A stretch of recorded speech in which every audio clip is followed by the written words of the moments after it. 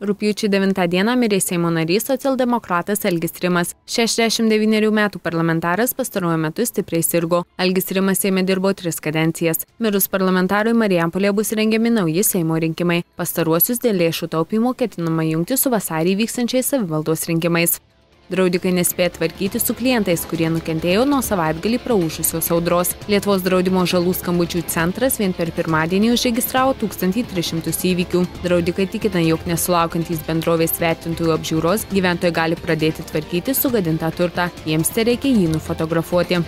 Antrą mėnesį iš eilės augo butų kainos. Ekspertų teigimu, didžiausią įtaką Liepos mėnesio pokyčių turėjo 0,8% išaugusios butų kainos Vilniuje. Kaune jos sumažėjo 0,3%, o Klaipėdoje, Šiauliuose ir Panevėžyje kainų pokyčių Liepą nebuvo užfiksuota.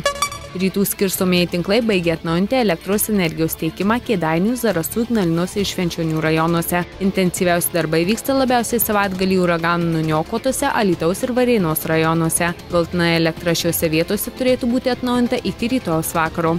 Jau planuojami prezidentės Dalios Grybauskaitės rudenį prasidėsiantys vizitai į užsienio šalis, tačiau Maskva ir Jungtinės Amerikos valstijos kol kas neįtrauktos į darbotvarkę. Prezidentės teigimu, vizitai turi būti suplanuoti ir turėti tikslą, esą važiuoti šiaip sau neverta.